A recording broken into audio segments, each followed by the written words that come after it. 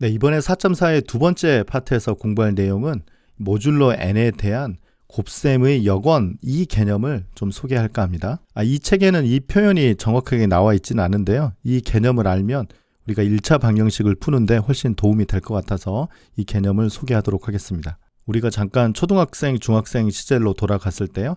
a가 0이 아닐 때 ax는 b를 풀어라. 그러면 그때는 굉장히 어려웠지만 지금 우리는 x는 바로 b분의 a라고 이렇게 쓸 수가 있죠. 그런데 이 단계를 우리가 잠깐 공부를 해보면 양쪽에 a의 곱셈의 역원을 곱한 거예요. 그래서 a의 인버스를 그렇게 써보죠. ax는 이 a의 인버스는 이렇게 곱해지는 거예요. 그래서 이게 곱셈의 역원이니까 요 값은 1이 되고 요 값은 인버스니까 b 나누기 a라고 우리가 이렇게 답을 써서 이 단계를 지나간 겁니다. 그래서 4.4.1에서 우리가 배웠던 이러한 방정식의 솔루션을 우리가 찾고자 할 때 양쪽에 마치 이 a의 곱셈에 대한 역원을 뭔가 곱하면 바로 x가 나오지 않을까 이제 그런 생각이 들거든요. 그래서 이 내용이 지금 4.4.2의 모티베이션입니다. 일단은 시오렘 4.7은 우리가 앞서서 공부했던 내용이고요. 코롤러리 4.7.1 이것의 코롤러리를 잠깐 살펴보면요. a와 n이 만약 서로 소이면 즉 이 d가 1이면 항상 이 정수 b를 나누게 되기 때문에 이 방정식은 항상 해를 모듈러 n에서 유니크하게 갖게 됩니다. 왜 유니크냐면 이것의 해의 개수가 이만큼이었잖아요. 이게 지금 앞선 용어로는 d잖아요. 그런데 d가 1이기 때문에 이 방정식은 답이 있고 항상 하나밖에 없다는 것이 중요한 내용이 되겠습니다. 그래서 이 가정이 필요한 겁니다. a와 n의 최대 공약수가 1이다라고 가정하는 겁니다. 그러면 a와 n의 최대 공약수가 1이니까 요 1을 나누잖아요. 그래서 이 녀석은 해가 유니크하게 존재할 거예요. 모듈러 n에서요. 그 유니크한 솔루션을 우리가 잠깐 x라고 쓰면요. 이 솔루션 x의 이름이 있습니다. 뭐냐면 모듈러 n으로서 이 a의 멀티플리커티브 인버스 즉 곱셈의 역원이라고 부르는 겁니다. 왜냐하면 꼭 x는 a분의 1 역할을 하는 거잖아요. 그래서 이 시간에는 x는 a 스타라고 쓰겠습니다. 물론 여기에 모듈러 n이라는 표시가 없어서 조금 애매한데요. 일단은 이 모듈러 n이 고정이 되면 이것은 a 스타라고 쓰겠습니다. 그래서 x 대신 a 스타를 대입하면요.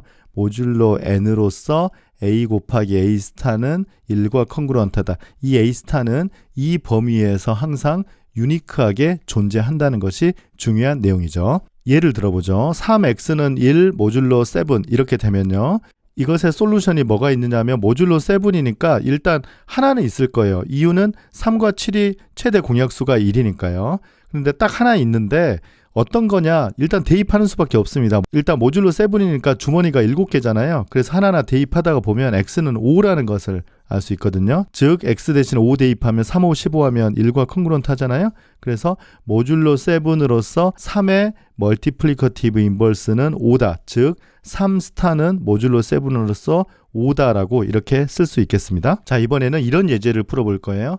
2x는 3 모듈러 5. 네, 이걸 이제 풀어볼 건데 지난 영상에서 배웠던 걸로 하지 않고 이번에는 멀티플리커티브 인버스를 이용해서 계산해 보도록 하겠습니다. 그러면 이 숫자 2의 인버스를 먼저 계산해야 되겠죠? 2의 인버스는 이 방정식을 생각하는 겁니다. 2x는 모듈러 5로 1이다. 그런데 2와 5가 서로 소니까요. 답은 딱 하나 존재할 겁니다. 그래서 2라는 거는 멀티플리커티브 인버스 모듈러 5를 유니크하게 하나 갖고 있다. 이건 어쩔 수 없이 일일이 계산해 봐야 돼요. 1을 넣어보고 2를 넣어보고 3을 넣어보고 4를 넣어봤더니 딱 한 경우만 1이 나오죠. 그래서 이 3이라는 숫자가 2의 멀티플리커티브 인버스 모듈러 5가 됩니다. 그래서 이 3을 가지고 이쪽으로 와보면 2의 스타가 3이다 라고 이렇게 쓰는 거죠. 그래서 양쪽에 3을 곱하는 거예요. 그러면 왼쪽은 3 곱하기 2는 뭐가 됩니까? 1이 되는 거죠. 왜냐하면 멀티플리커티브 인버스니까요. 그리고 오른쪽은 계산해 보니까 9가 돼서 x는 9 모듈로 5. 이거는 우리가 한 번 더 계산해주면 x는 4 모듈로 5 이렇게 계산을 할 수 있겠습니다.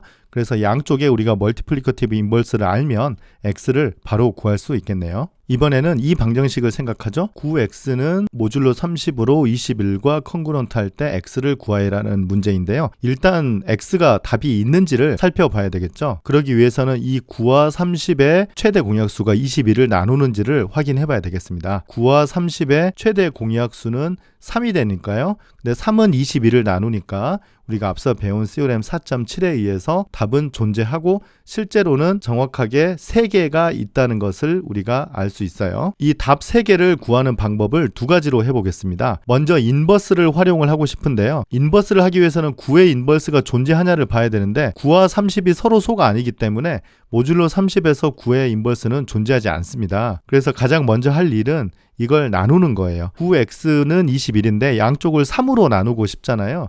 그래서 3으로 나누면 3x는 7 이렇게 되는데 여기 있는 이 30도 여기 있는 GCD로 나눠야 되는 거잖아요. 그래서 모듈로 10이 됩니다. 이건 우리가 중요하게 생각했던 컨그루언스에서의 나눗셈 이론이죠. 이렇게 나누고 봤더니 3과 10은 서로 소가 되는 거잖아요. 그래서 이 방정식은 유니크하게 솔루션을 딱 하나 갖습니다. 근데 요 하나를 찾기 위해서 우리가 인버스를 활용해 보도록 할게요. 인버스는 3에다가 어떤 수를 곱해서 모듈로 10으로 1이 나오느냐, 이게 인버스인데요.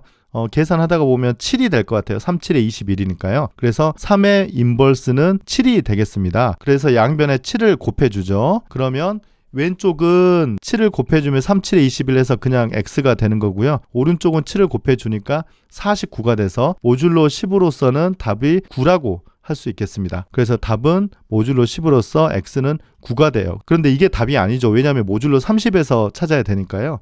그래서 x는 9 더하기 10k 이런 형태이고 k는 정수잖아요. 그래서 모듈로 30에서 대입을 해보면 9, 19, 29가 되고요. 39는 다시 9 이 주머니에 들어가니까 정확하게 이 세 개가 답이다라고 쓰면 되겠습니다. 네, 두 번째 방법은 인버스를 쓰지 않고 우리가 앞선 영상에서 배웠던 그 내용으로 한번 풀어보도록 하겠습니다. 9x는 21 모듈로 30으로 컨그루언트하다 하는 것을 그대로 정의대로 써보면요. 9x- 적당한 정수 y가 존재해서 30y를 뺐을 때 21이 되더라. 이러한 정수 y가 있고 사실 이러한 정수 x가 있기 때문에 이 방정식을 만족하는 xy 정수 쌍이 존재한다는 겁니다. 그런데 사실은 제일 처음에 파티큘러 솔루션을 찾는 방법은 모듈로 30이니까 0부터 29까지 다 대입을 해보는 방법이거든요. 그런데 유클리디안 알고리즘을 이용을 해서 찾는 방법을 소개할까 합니다. 30이라는 것을 우리가 9로 나눠 보는 거죠. 이 30을 9로 나눠 보는 거예요. 그러면 3이 되고 나머지가 3이 돼요. 그러면 3을 놔두고 이쪽으로 넘겨보면 3은 마이너스 3 곱하기 9, 그 다음에 여기가 빼기니까요. 마이너스 1에 30 이렇게 쓸 수 있거든요. 그런데 여기는 지금 21이고 여기는 3이니까요. 양변에 7을 곱해야지 이 방정식의 파티큘러 솔루션을 구할 수 있을 것 같아요. 그래서 7을 곱해보면 왼쪽은 21은 7을 여기다 곱하면 마이너스 21 곱하기 9 마이너스 7 곱하기 30이 돼서요. 이 방정식과 한번 비교를 해보면요. x는 9 앞이니까 마이너스 21이 되고요. y는 30에 곱해져 있는 숫자니까 마이너스 7이라는 걸 알 수 있어요. 그래서 파티큘러 솔루션 우리 x가 중요하잖아요. 그래서 x0를 마이너스 21이라고 하는 거예요. d는 9와 30의 최대 공약수니까요. 9와 30의 최대 공약수 d는 3이 되겠고요. 지금 n은 30이 되겠습니다. 정리 4.7의 공식을 그대로 써보면 x는 x0 더하기 d분의 nt잖아요. 그런데 x0는 우리가 방금 마이너스 20을 찾았고요. 그 다음에 d는 3이고 n은 30이고 t 이렇게 돼서 답은 마이너스 21 더하기 10t가 되겠고요. t의 범위는 0보다 크거나 같고 d보다 작은데요. d는 3이기 때문에 3보다 작다가 되겠습니다. 이 내용은 우리 앞서 배웠던 CORM 4.7의 내용입니다. 그래서 t가 정수니까 0, 1, 2, 3개라서요. t 대신에 0을 대입하면 마이너스 21, 2를 대입하면 마이너스 11, 2를 대입하면 마이너스 1 모듈로 30이 되는 거죠. 그런데 앞에 있는 답과 뭐 좀 달라 보이지만 사실은 이 각각을 우리가 모듈로 30으로 다시 계산해 보면 마이너스 21은 9가 되고요. 마이너스 11은 19가 되고요. 마이너스 1은 29가 돼서 우리가 인버스를 구했던 방법과 결과가 똑같다는 것을 확인할 수 있겠습니다. 네, 두 방법 모두 잘 기억해야 될 것 같네요. 네, 4.4의 두 번째 파트에서는 우리가 멀티플리커티브 인버스 이 개념을 이용을 해서 이 방정식을 푸는 법에 대해서 공부를 했습니다. 이 곱셈에 대한 여건이 존재하려면 이 A와 N이 반드시 서로 소일 때만 이 A의 곱셈의 여건이 존재한다. 그 사실을 기억해야 될 것 같습니다. 네, 4.4의 두 번째 파트 마치겠습니다. 감사합니다.